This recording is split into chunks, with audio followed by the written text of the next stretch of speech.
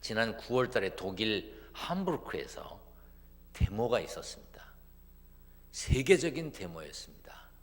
경찰이 데모대를 보호했고 방송에서 와서 촬영을 했습니다. 데모를 했던 사람들은 어린아이들이었습니다. 어린아이들의 피켓에 나랑 놀아줘요, 휴대폰 그만해요, 그런 것이었습니다. 휴대폰만 들여다보고 있는 부모님에게 데모하는 것이 커져서 아주 큰 데모가 되었다고 그래요.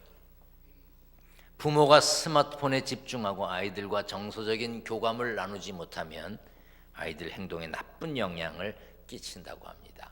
예를 들자면 우리 교회에서 예배 드리는데 목사님들, 전도사님들이 다 휴대전화를 하고 있다고 생각해 보세요. 성도들이, 아니 무슨 목사님이, 무슨 전도사님이 예배 시간에 휴대전화를 하고 있어, 마음의 불편함이 있을 거예요. 아이들에게도 마찬가지랍니다. 오늘 이 시간은 예배에 집중하는 시간이 되시기를 바랍니다. 막 휴대전화 꺼요. 진동으로 해놓고 막 자기가 뭐 진동의 은사 받은 사람처럼 막 떨고 그러지 말고, 옆에서 누가 휴대전화를 잡으면 그냥 꼬집어.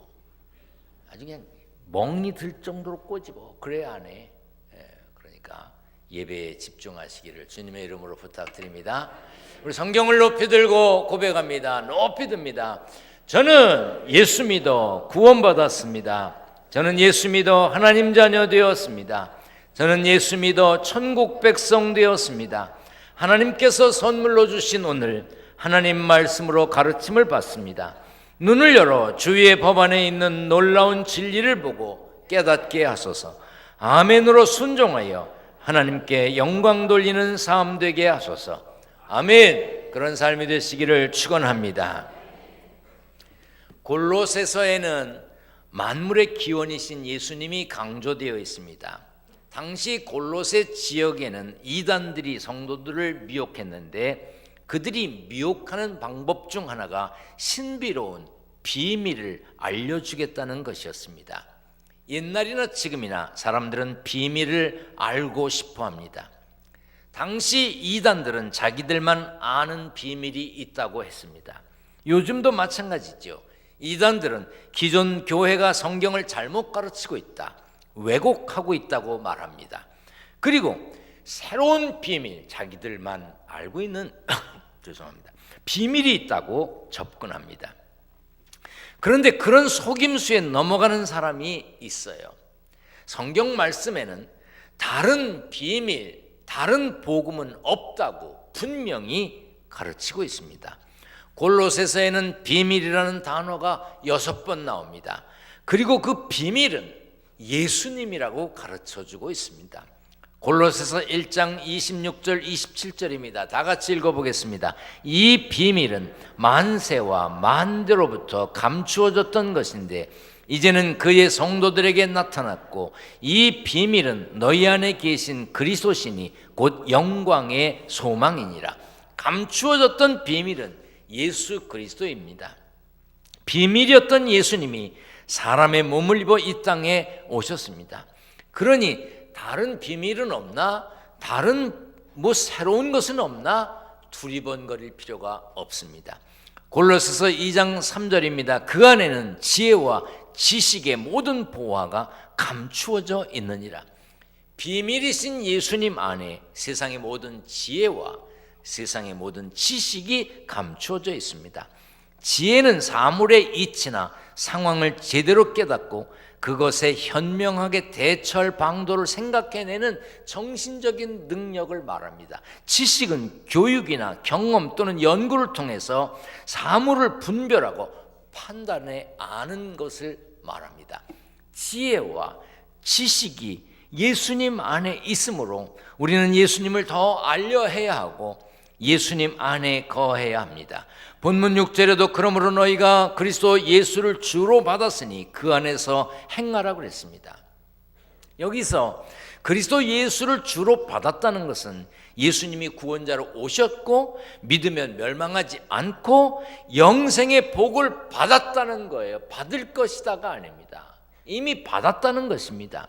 우리도 그리스도 예수를 주로 받았습니다. 혹 이 자리에 영상을 통해서 혹은 휴대전화로 세계 곳곳에서 말씀을 듣는 분들, 중계를 통해서 통역을 통해서 말씀을 듣는 그런 분들 중에 아직도 예수님을 영접하지 못한 사람, 예수 믿으면 멸망치 않고 영원히 사는 것을 믿지 못하는 사람, 그런 분들, 그런 모든 분들이 다 믿어지는 역사가 있기를 축원합니다. 하나님을 예배하는 이유, 교회에 출석하는 이유, 신앙생활하는 이유는 구원받았기 때문입니다. 천국을 보장받았기 때문입니다. 예수 믿는데도, 신앙생활 하는데도 자신이 구원받은 사람인 것을 모른다면 자기가 누군지, 어떤 사람인지 자기 정체도 모르고 사는 겁니다. 예수님을 주로 받아 복받은 사람은 그 안에서 행하라고 했습니다. 이 말씀은 삶 전체를 그분의 뜻에 따라야 한다는 뜻입니다. 메시지 성경에는 그분의 삶을 살라고 번역했어요. 변함없이 한결같이 언제 어디서나 예수님 통치 아래 예수님 주인 삼고 예수님 뜻을 따라 살아야 한다는 것입니다. 여러분들의 마음을 지배하고 있는 것이 무엇입니까? 여러분들 가슴 속에서 여러분들을 움직이게 하는 게 뭐예요? 여러분들 머릿속에 꽉 차 있는 게 뭡니까? 돈입니까? 그러면 돈이 여러분을 지배하고 있는 겁니다. 명예입니까? 그러면 명예가 여러분을 지배하고 있는 겁니다. 어떤 이는 자존심이야. 그래서 신앙생활 잘하다가도 자존심 상했다고 때려치겠다고 하는 사람들이 있어요. 그 사람은 자존심이 지배하고 있는 사람이에요. 자존심에 지배당하고 있는 거예요. 우리는 언제 어디서나 먹든지 마시든지 무엇을 하든지 사나 죽으나 예수님 안에 살려고 해야 합니다. 왜? 예수님이 나를 지배하고 계시기 때문에, 다스리시기 때문에. 갈라디아서 2장 20절을 같이 읽겠습니다. 내가 그리스도와 함께 십자가에 못 박혔느니 그런즉 이제는 내가 사는 것이 아니요 오직 내 안에 그리스도께서 사시는 것이라. 이제 내가 육체 가운데 사는 것은 나를 사랑하사 나를 위하여 자기 자신을 버리신 하나님의 아들을 믿는 믿음 안에서 사는 것이라. 예수님 안에 살려면, 예수님 통치 아래 살려면, 예수님의 뜻을 따라 살려면 예수님과 함께 십자가에 못 박혀야 합니다. 내 자아가 죽어야 한다는 뜻이에요. 내 뜻, 내 생각, 내 의지, 내 감정, 내 판단 내려놓아야 한다는 뜻입니다. 로버트 멍어라고 하는 사람이 내 마음 그리스도의 집이라는 그림책을 만들었어요. 그 책은 예수님을 내 마음이라고 하는 집의 주인으로 모시려면 어떻게 해야 하는지를 보여줍니다. 예수님을 영접하여 내 삶의 주인으로 모신다는 것은 내 자리를 비운다는 뜻과 같습니다. 내 의자에 예수님을 앉게 해드리겠다고 마음먹은 사람이라면 자기가 그 의자에서 일어나야 주님이 그 의자에 앉으실 수 있는 것이죠. 내가 앉아 있으면서 주님을 모시겠다고 말만 한다면 무슨 의미가 있겠습니까? 내 명의로 되어 있는 내 마음을 예수님 명의로 바꾸는 것과 같아요. 여러분 월세 살아보셨나요? 저는 월세 살아봤습니다. 세 살기가 쉽지 않더라고요. 제가 세 살면서 제일 힘들었던 게 못을 못 박게 하더라고. 여기 세 놓고 사시는 분 계세요? 못 박으라 그래. 못 박아도 집 안 무너져요. 요즘 얼마나 튼튼하게 지는데. 그리고 어차피 세 사는 사람이 바뀌면 도배하잖아. 그러면 메꾸고 도배하면 되는데 못을 못 박게 하더라고. 나 그 세 방살이 생각하면 못 박는 게 아주 생각나. 내가 미국 가서도 월세 살았거든요.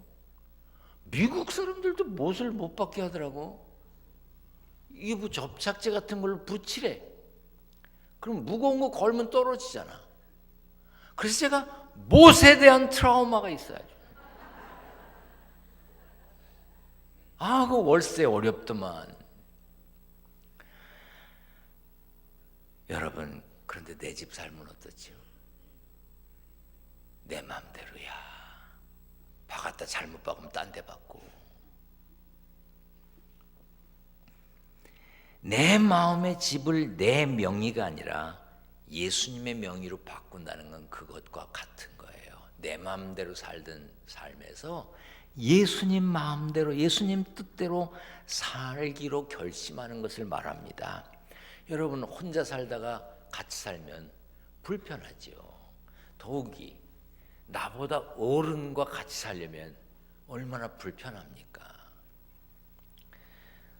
얼마 전에 우리 큰아들 가족들이 와서 같이 있었습니다.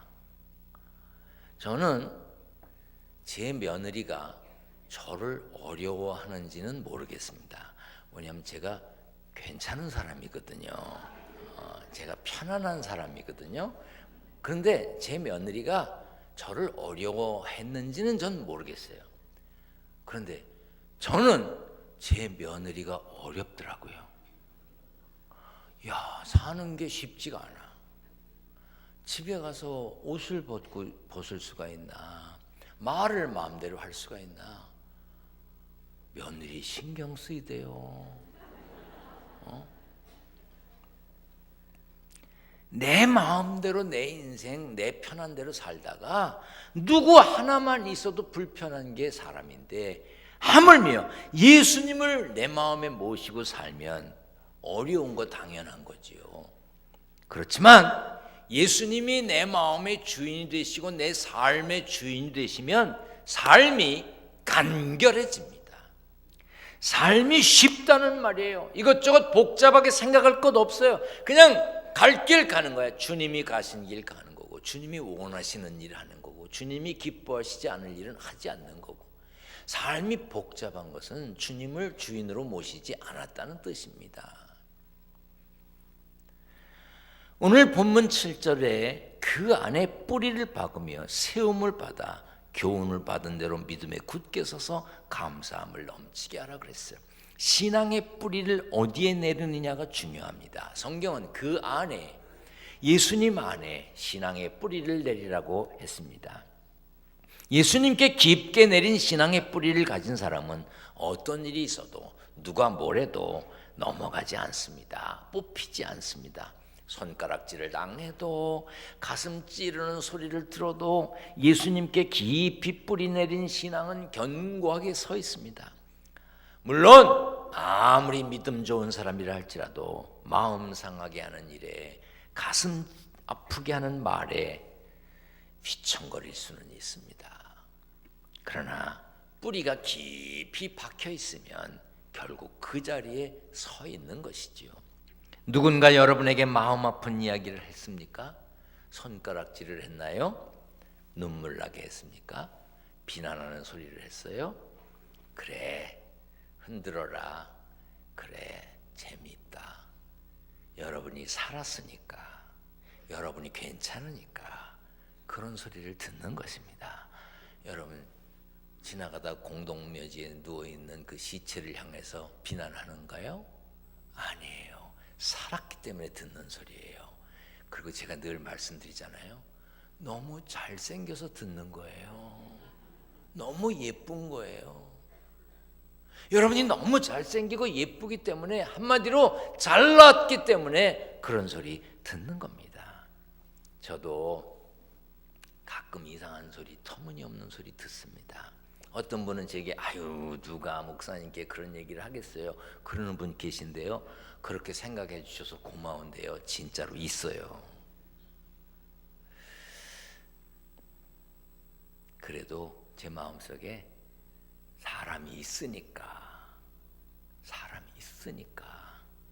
내 주변에 사람이 있으니까, 기둥교에 사람이 보이니까 그런 소리 듣는 거 아닌가 생각해서 마음이 좋습니다. 마음이 편안해요. 내가 또 마음이 좋다 그랬다고 이제부터 또 씹지 말아요. 요즘 자동차 있잖아요. 자동차 그 색깔 있는 테이프를 붙여가지고 안에 잘 안 보여요. 그걸 틴팅 한다 그러죠. 틴팅. 응? 우리나라에서는 그걸 썬팅이라고 그러는데 미국 사람들한테 썬팅 그러면 못 알아들어요. 그 틴팅을 하는데, 틴팅을 해놓은 차 안에서 운전하는 사람 잘 안 보입니다. 근데 어떤 분이 그렇게 말씀하셨다고 그래요. 운전하고 가다가 저를 보셨대요. 그래서 고개가 아프도록 인사를 하셨대요. 아니, 목이 아플 정도로 인사를 하면 어떻게 하는 걸까? 아무튼 뭐 여러 차례 하셨나 봐요. 근데 제가 많이 쳐다보고 그냥 갔대요. 저는 누가 운전하는지를 본 게 아니라 그 차가 나한테 오는지 그걸 본 거예요. 그래야 되지 않겠어요? 아니, 목이 아프도록 인사했는데 안 받았다. 안 받은 게 아니라 못 보았고 못 받은 거지요. 생각하면 그런 말을 듣는 것도 감사합니다. 여러분들 살다가 말도 안 되는 소리, 이런저런 소리 들으면 그냥 그러려니 하세요. 그리고 다시 가르쳐 드릴게요. 아, 내가 괜찮구나, 나 잘났구나, 이렇게 생각하세요. 근데 이것도 연습 안 해보면요 잘 못하더라고요. 그냥 옆에 사람 들릴랑 말랑 따라하세요. 나 괜찮구나, 해봐요. 나 잘났구나. 그래서 듣는 소리야. 요즘 예수님께 뿌리 내리기는 쉽지 않은 시대입니다.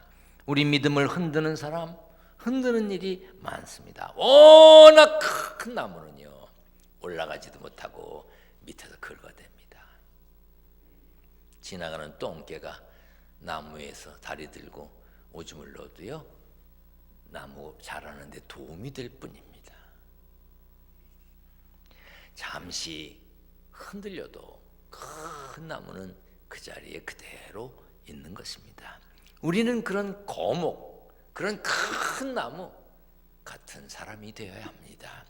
예수 그리스도 안에 믿음의 뿌리를 깊이 내리고 요동함이 없는 큰 믿음의 사람이 되어야 합니다. 예레미야 17장에 보면 두 종류의 나무가 나옵니다. 하나는 사막의 떨기나무예요. 사람을 믿으며 육신으로 그의 힘을 삼고 마음이 여호와에게서 떠난 그 사람은 저주를 받을 것이라. 그는 사막의 떨기나무 같아서 좋은 일이 오는 것을 보지 못하고 광야 간조한 곳 건건한 땅 사람이 살지 않는 땅에 살리라. 간조한 곳 건건한 땅 사람이 살지 않는 땅은 아무도 살지 않는 소금 땅과 같은 곳, 아무것도 자라나지 못하는 땅을 말합니다. 사람 믿고 사람 의지하며 마음이 하나님으로부터 떠난 사람은 사막의 떨기나무같이 메마른 삶을 살 수밖에 없다는 거예요. 또 다른 한 나무가 있는데 물가에 심어진 나무입니다. 다 같이 읽어보겠습니다. 여호와를 의지하며 여호와를 의뢰하는 그 사람은 복을 받을 것이라. 그는 물가에 심어진 나무가 그 뿌리를 강변에 뻗치고 더위가 올지라도 두려워하지 아니하며 그 잎이 청정하며 가무는 해에도 걱정이 없고 결실이 그치지 아니함 같으리라. 여호와를 의지하고 의뢰하는 사람은 물가에 심어진 나무처럼 복받게 될 것을 믿어야 합니다. 의지는 마음을 붙여 도움을 받음을 말합니다. 의뢰는 남에게 부탁하는 거예요. 우리가 하나님을 의지하고 하나님을 의뢰하면 물가에 심어진 나무처럼 살 수 있습니다. 여러분들의 신앙의 뿌리를 사막 같은 곳에 내리셨습니까? 물가에 내리셨습니까?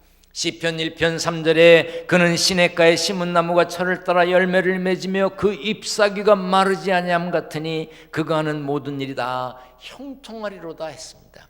요한복음 15장 6절 7절 다 같이 읽습니다. 사람이 내 안에 거하지 아니하면 가지처럼 밖에 버려져 마르나니 사람들이 그것을 모아다가 불에 던져 사르느니라. 너희가 내 안에 거하고 내 말이 너희 안에 거하면 무엇이든지 원하는 대로 구하라. 그리하면 이루리라. 예수님 안에 거하는 것이 형통한 삶의 비법입니다.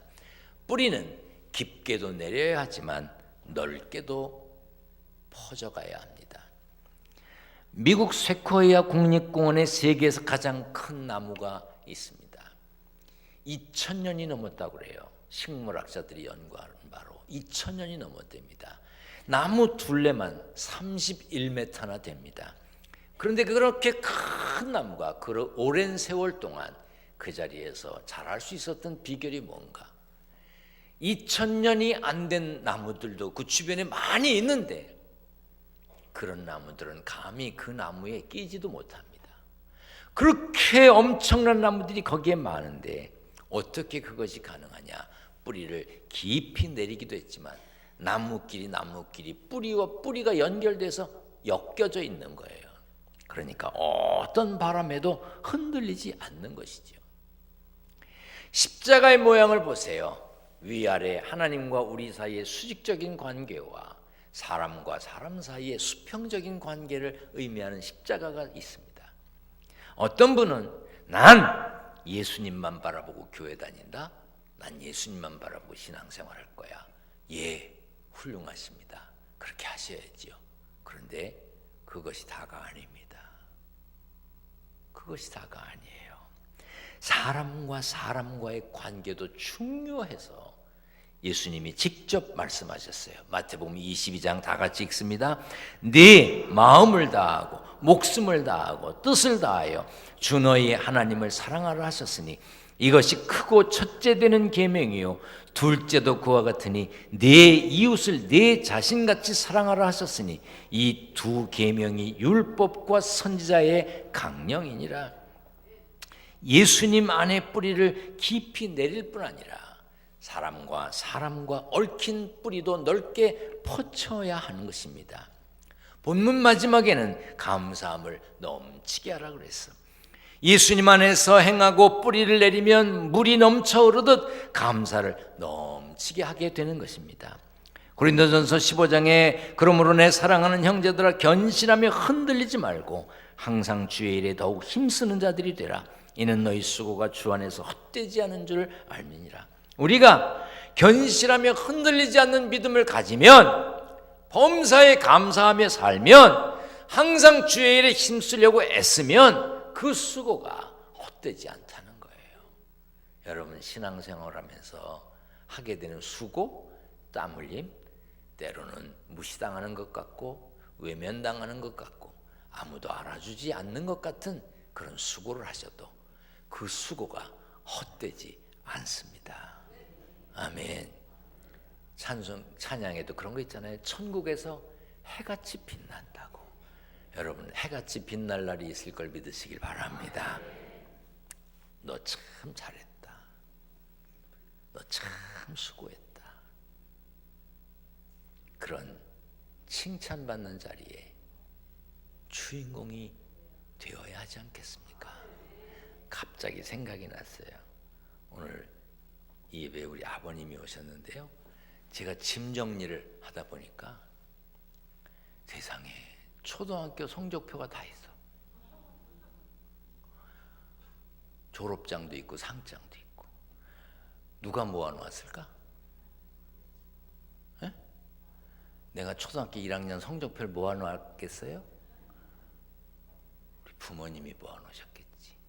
왜 모아놨을까? 양가 했으면 모아놓으셨을까? 꼴등에서 1, 2, 3등에서 모아놨을까? 좋아서 모아놓으셨겠지. 이래도 못 알아듣으면 할 수 없고 잘해서 모아놓으셨겠지. 초등학교 때부터 고등학교 때까지 성적표가 있더라고. 여러분, 우리 하나님이 여러분들이 땀 흘리고 애쓰고 섬기고 봉사하는 일들을 기억하시고 천국에서 해같이 빛나게 하실 것을 믿으시길 바랍니다. 그 착하고 충성된 종이라고 칭찬받는 자리에 저도 여러분도 모두 주인공이 되시기를 축원합니다. 축원합니다.